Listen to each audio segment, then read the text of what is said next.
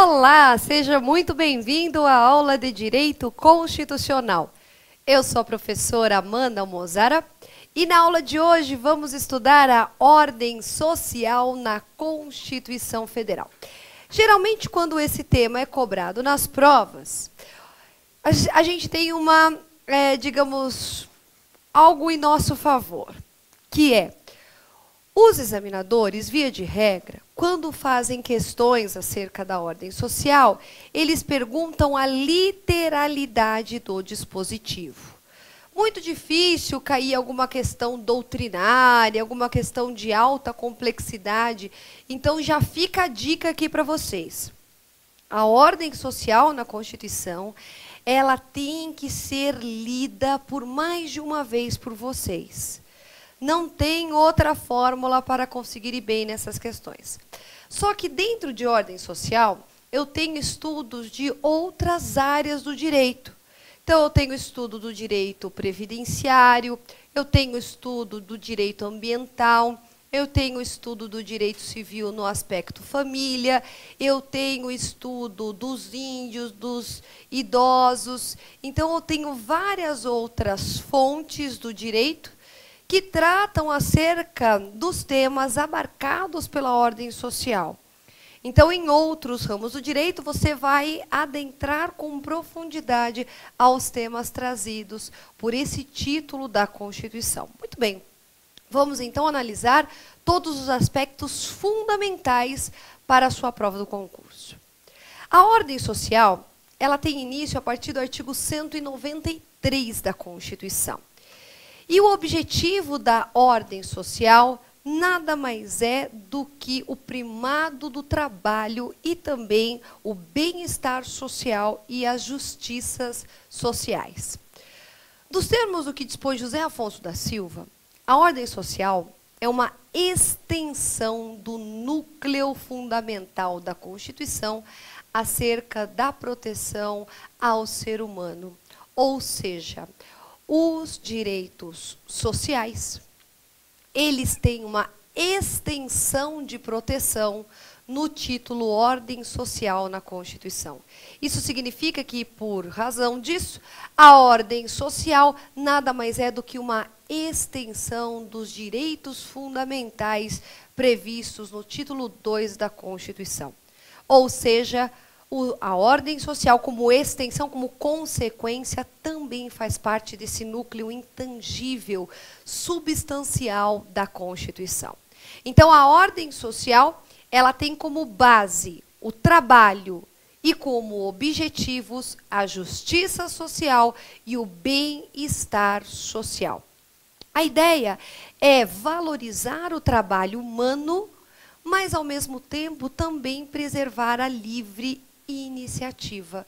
Tanto o trabalho humano, tanto o trabalhador valorizado, quanto a livre iniciativa exercida nas suas medidas, vai trazer um equilíbrio às relações sociais, que é o que nós desejamos no Estado brasileiro. Ou seja, valorizar o trabalho, equilibrar a livre iniciativa, garantir a todos um bem-estar social, na extensão do que nós chamamos núcleo essencial da Constituição, nada mais é do que garantir às pessoas uma existência digna.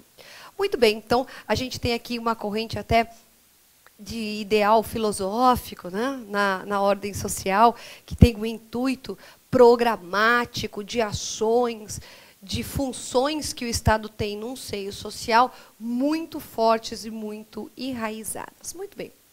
Agora, o que é a seguridade social prevista neste título da Constituição Federal? Então, eu vou fazer uma pequena observação aqui com vocês, abrindo um slide, e vamos esquematizar o que é a seguridade social. A seguridade social, nos termos que dispõe a Constituição, no título Ordem Social e a partir do artigo 196, nada mais é do que a soma de três esferas. Temos na Seguridade Social a atuação na chamada assistência social. Então, a assistência social nada mais é do que uma esfera da Seguridade Social. Uma delas, mas não se confunde com as demais. A próxima esfera é chamada de Previdência Social. Então, essa é a segunda esfera. E é muito importante que você saiba que a assistência não se confunde com a previdência. Uma coisa são os benefícios assistenciais concedidos pela Seguridade Social. Outra coisa são os benefícios previdenciários concedidos pela Seguridade Social. E aí, quando a gente for analisar cada um deles, a gente traz a diferença. E, por fim, a saúde. Então, eu tenho 3 esferas de atuação da Seguridade Social, uma diferente da outra, mas uma servindo a outra e ao mesmo propósito. Temos a assistência social, a previdência social e a saúde. Muito bem, partindo então desta ideia básica, a gente pode entender que a Seguridade Social nada mais é do que, então, aquela responsável pela atuação no estado do bem-estar da sociedade. Então, temos, então, a Seguridade Social como garantidora de todo um sistema para a sociedade que preserva o aspecto da saúde, o aspecto da previdência e o aspecto da assistência ou do auxílio social. Então, na verdade, a previdência é uma das esferas da Seguridade Social. Isso realmente é muito importante. Agora, no artigo 194 da Constituição, nós teremos, então, os princípios que regem a Seguridade Social. Então, o 193 inaugura a ordem social e o 194 vai trazer quais os princípios que regem a chamada Seguridade Social no Brasil. Então, temos o artigo 194, parágrafo único, como delimitador aí desses valores aplicáveis à Seguridade. Quais são, então, os princípios aplicáveis à Seguridade? Gente, agora grava, hein? Todas as vezes que eu falo Seguridade Social, INSS, eu estou falando da Seguridade como um todo, ou seja, saúde, assistência social e previdência social. Hoje não existe mais o INPS, né, que é o Instituto da Previdência. Existe o INSS, que é o Instituto da Seguridade Social. Muito bem. Então, a Seguridade, que é esse conjunto integrado de ação do poder público, então tem um monte de ações dos poderes públicos, não só vinculado à União, mas também nas outras esferas da federação, em âmbito estadual e municipal, também temos a Seguridade Social, e que está abrangendo tudo aquilo que esteja relativo à saúde, previdência e assistência, pautada nos seguintes princípios. O primeiro princípio é o princípio da universalidade, da cobertura e de atendimento. Vocês sabem que é interessante? Nos Estados Unidos, há uma resistência, inclusive atual, muito grande, do parlamento americano autorizar um sistema único de saúde americano. Nos Estados Unidos não existe um sistema único de saúde. E o Sistema Único de Saúde, ele é uma decorrência da Seguridade Social. Quando a gente estudar a saúde, a gente vai ver isso, né? O SUS. Por quê? Porque um dos princípios da Seguridade Social é a universalidade da cobertura e do atendimento. O que significa? Significa que todas as pessoas, indistintamente, têm direito, ou seja, têm acesso, e isso vai ser custeado, arcado, bancado pelo Estado a saúde, a previdência e a assistência social. Então, todos, indistintamente, têm direito a essa cobertura da Seguridade. Também, segundo o princípio, uniformidade e equivalência dos benefícios e serviços. Então, tanto em âmbito urbano como em âmbito rural, não é possível discriminar, tirar direitos sociais ou privilegiar urbano ou rural quanto à proteção da Seguridade Social, ou seja, equivalência dos benefícios. Não são idênticos. Claro, tem as suas particularidades, mas não é possível estabelecer um direito social que decorra aí da Seguridade sem que seja feito as duas categorias. Também o princípio da seletividade e distributividade na prestação dos benefícios e serviços da Seguridade Social. Ou seja, vamos atingir o maior número possível de pessoas necessitadas e vamos priorizar o atendimento a elas, distribuindo serviços e benefícios a todos aqueles que precisem do auxílio do Estado para viver de forma digna nessa sociedade. Seletividade e distributividade dos benefícios e serviços. É por essa razão que os benefícios da assistência social não são pagos a todos os indivíduos dessa sociedade. Quem recebe benefícios da assistência? Gente, quem precisa. Não é qualquer um. O cara ganha 10 mil por mês e vai receber benefício da assistência social. Vocês sabem que é comum, hein? Já cansei de receber gente no meu escritório dizendo assim, puxa, doutora, eu estou recebendo um benefício da Previdência. Ah, a senhora contribuía, pagava? Não, nunca paguei, mas fui lá, pedi, ganhei um benefício. É Previdência. Não, não é. É benefício da assistência social. Então, a pessoa está recebendo um benefício assistencial mesmo sem ter direito. Inclusive, isso pode gerar consequências até na esfera penal. Outro princípio, irredutibilidade dos valores dos benefícios.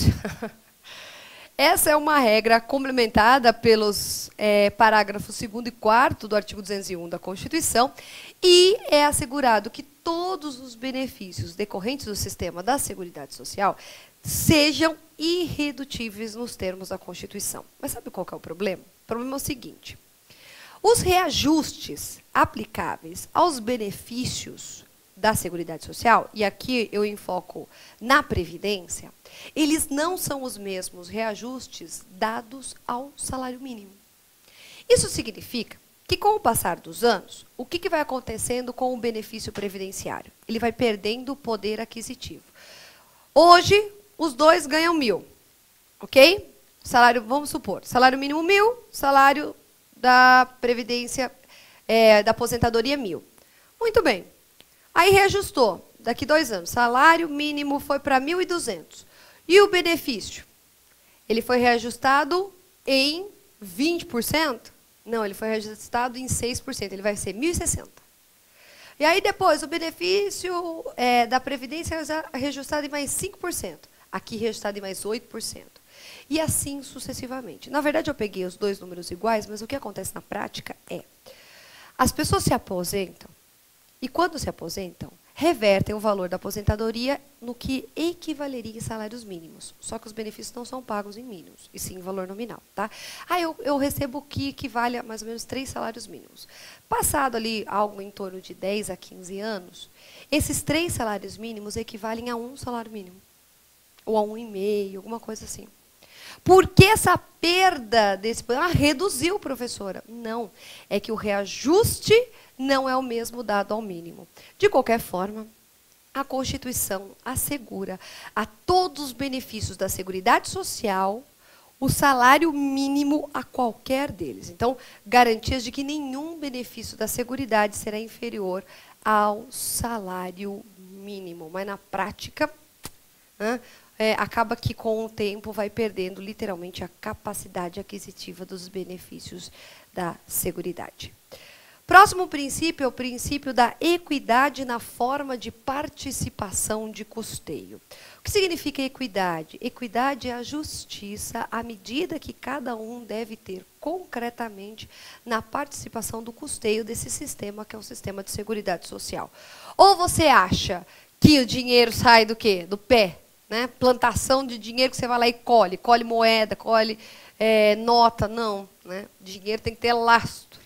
E o dinheiro não nasce de árvore. Então, alguém tem que custear todo o sistema que propicia a seguridade nesse sentido de tentativa de reduzir as desigualdades sociais.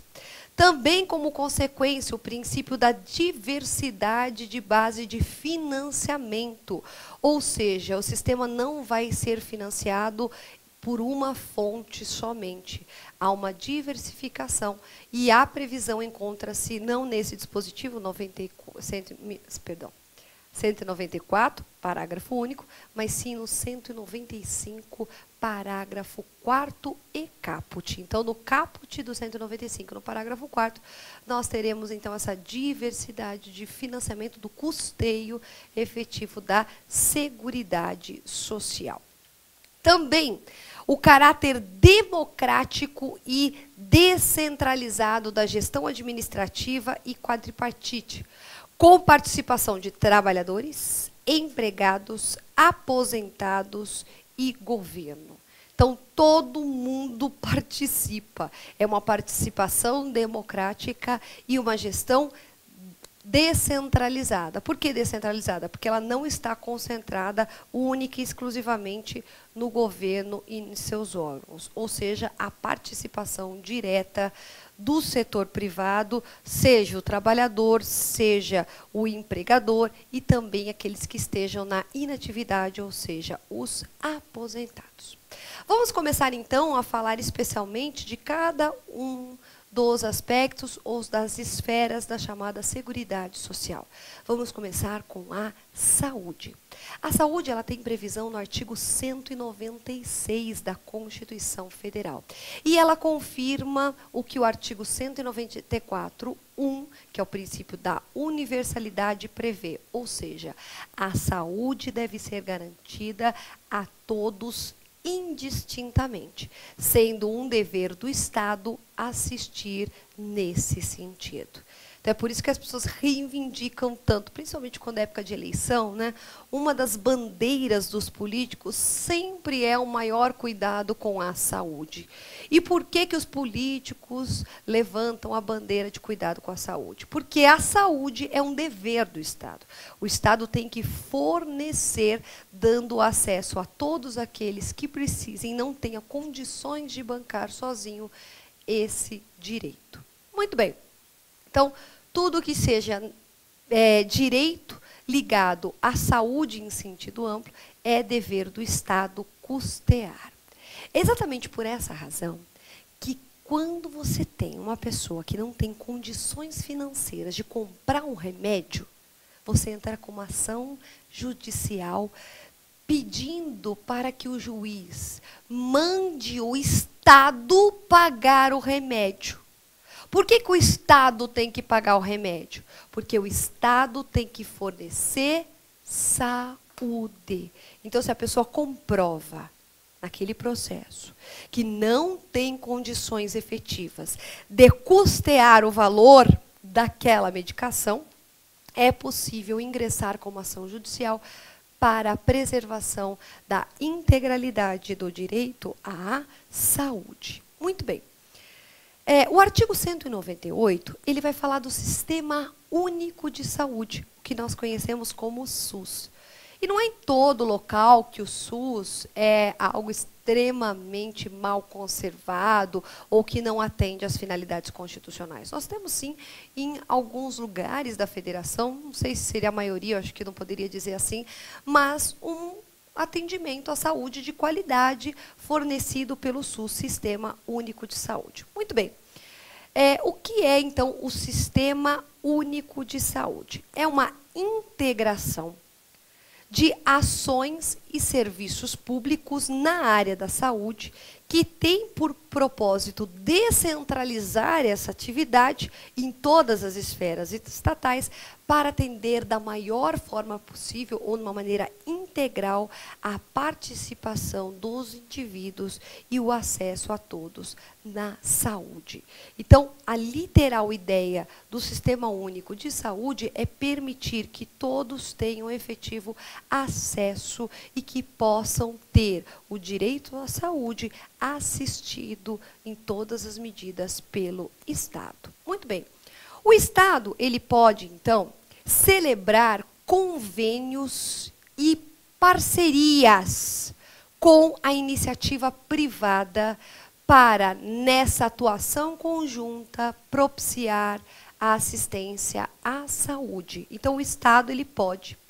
Claro que não de forma, ele não pode abrir mão, mas de forma complementar, ele pode sim solicitar aí a participação de entidades da iniciativa privada nesse setor, daquela ideia de universalização da assistência.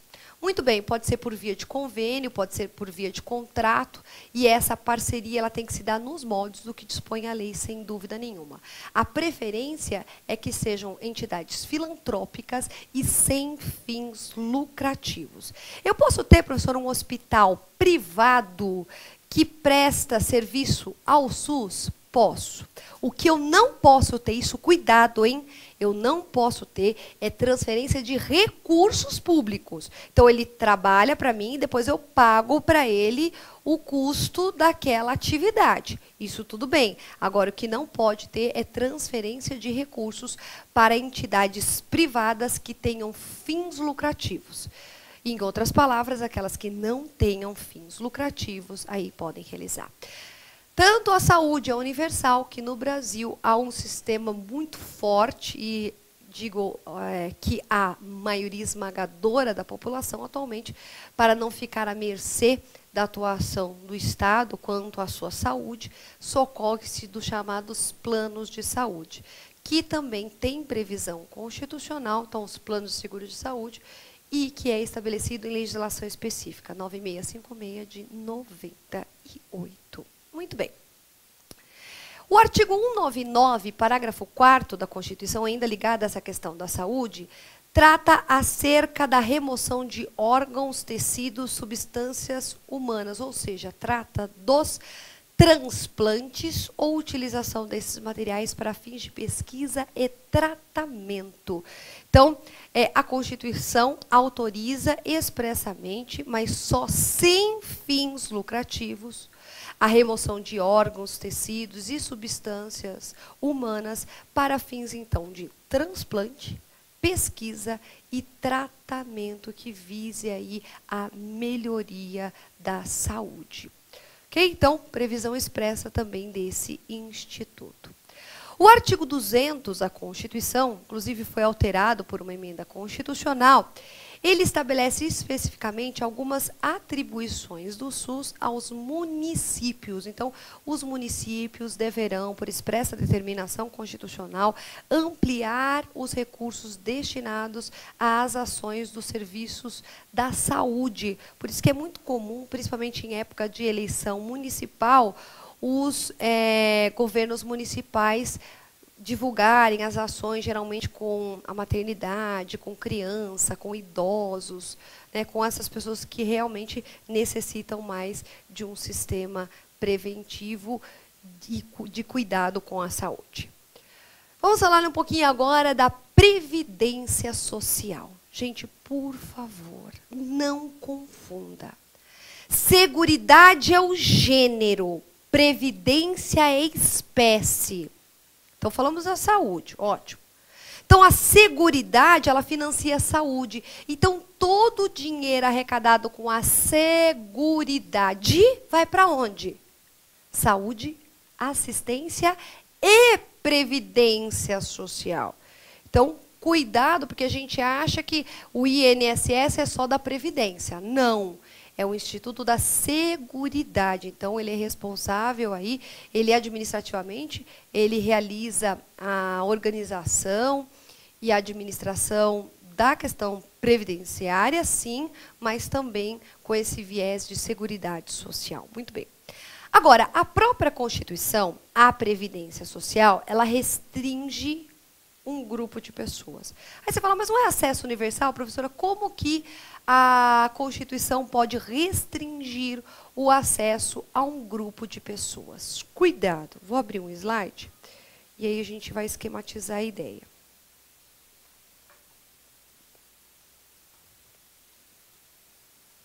Então, vejam só. A Seguridade Social, que a gente sabe que abrange a assistência, a previdência e a saúde, ela é um gênero. Já uma de suas espécies, Previdência Social. E a Previdência Social, ela, diferente da assistência social, restringe os benefícios a uma categoria ou a um grupo. Quem é, professora? Quem contribua para o sistema. Então, se você não contribui, você não tem direito a benefício previdenciário. Incrível. As pessoas não entendem isso. Ai, mas eu vi que minha vizinha falou que eu tenho direito a um benefício da Previdência. Eu vou lá pedindo INSS. A senhora contribuiu? Não. Mas então a senhora não tem direito. Tem, porque falou que tem. Não tem. Não existe benefício previdenciário sem a respectiva fonte de custeio, sem a respectiva contribuição. O sistema, ele é contributivo. As pessoas não entendem isso. Tá? O sistema é contributivo. Se você paga, você tem direito. Se você não paga, você não tem direito. Que nem um clube. Se você não paga, você não tem direito de entrar. Ai, professora, mas eu sei de gente que recebe benefício da Previdência e não paga nada. Não é da Previdência, pelo amor de Deus. Você é concurseiro profissional, hein? Não vai errar isso na prova. É benefício da assistência. Não tem, gente, não tem barriga me dói aqui. É assim. Se contribuiu, é benefício previdenciário. Se não contribuiu e está recebendo, obrigatoriamente é benefício assistencial. Não existe outra fórmula. Cuidado com essa questão. Muito bem, então a Previdência Social, ela restringe a participação àqueles que efetivamente contribuam para o sistema. Aí você fala, professora, minha mãe, ela recebe benefício da Previdência, mas ela não contribuiu nunca. Eu falo, porque ela era dependente do meu pai. Aí, tudo bem. Alguém contribuiu. Então, ele é o contribuinte tecnicamente. Então, a Constituição garante também aos dependentes e aos segurados. Ok? Então, os dependentes têm esse direito. Mas por que eles têm? Porque alguém contribuiu. Se não houve nenhum tipo de contribuição, não é dependência, então não é benefício da Previdência. Então, assim, se você contribui, você pode participar. Qualquer pessoa pode entrar no sistema previdenciário público no Brasil. O regramento encontra-se no artigo 201 da Constituição. E a Constituição estabelece que a Previdência será organizada pelo chamado Regime Geral da Previdência Social. É o RGPS, Regime Geral da Previdência Social. Cuidado! Servidores públicos da administração direta, autárquica e fundacional se submetem às regras não do 201, mas do artigo 40 da Constituição. É um regime próprio de previdência. Cuidado! O artigo 40 é um regime próprio de previdência aos servidores públicos da administração direta, autárquica e fundacional. Agora, o 201 é o regime geral. Se não está lá, está aqui no 201. Muito bem, ele é contributivo, ou seja, só participa dele quem contribui, e a filiação a esse sistema é obrigatória. Aí eu não quero pagar, não quero contribuir com a Previdência Social. Não tem escolha. Se você exerce atividade remunerada, você vai contribuir. Sabe por quê? Porque todo mundo que é trabalhador, empregador, o próprio Estado, todo mundo contribui para o sistema da Previdência Social. Muito bem. Estabelece ainda o artigo 201 da Constituição quais são os âmbitos de proteção da Previdência Social, o que nós chamamos de benefícios previdenciários. Só que para explicá-los, a gente vai fazer um pequeno intervalo e retoma em seguida.